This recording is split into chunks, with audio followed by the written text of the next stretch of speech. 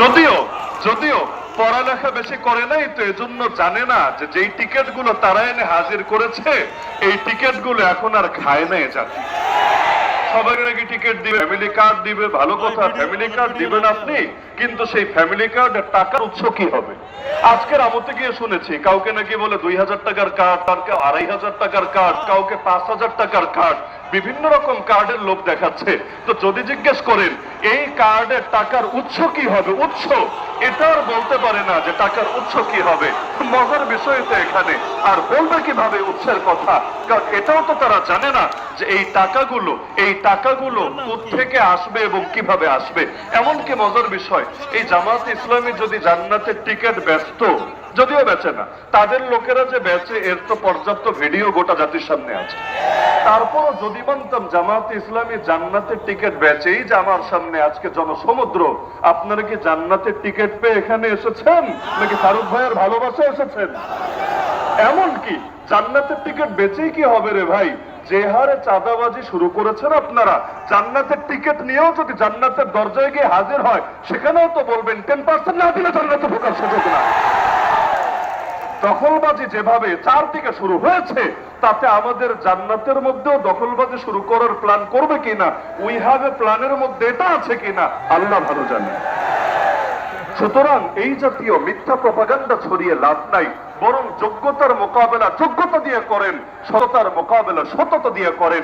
এই জাতি এখন আর বোকা না, এই জাতি এখন আর আগের মতো সাধারণ চিন্তা নিয়ে চলে না, বরং শহীদ ওসমান হাদিরা, এর আগে আবু সাইদ মুগ্ধরা, তার আগে আবরার ফাহাদরা রক্ত দিয়ে আমাদেরকে যেই বাংলাদেশ দিয়ে গিয়েছে, এই বাংলাদেশকে আমরা কোনো সন্ত্রাসীদের হাতে তুলে দিতে পারি না।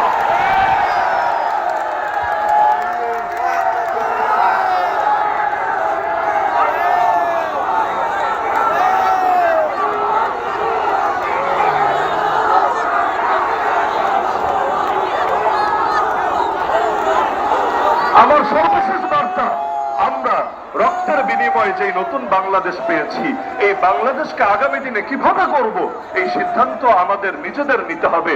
আমরা কোনো ধোঁকাবাজের ধোঁকায় পা দেব না ইনশাআল্লাহ।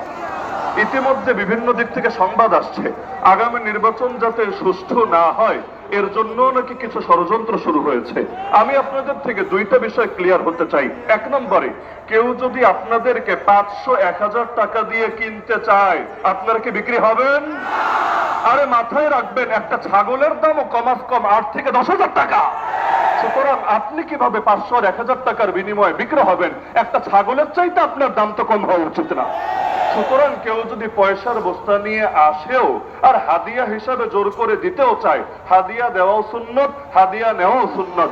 হাদিয়া নেওয়ার কাজ নিয়ে নিবেন, কিন্তু হাদিয়ার কোনো বিনিময় হয় না, সর্বোচ্চ একটা থ্যাংক ইউ দিয়ে বিদায় করবেন।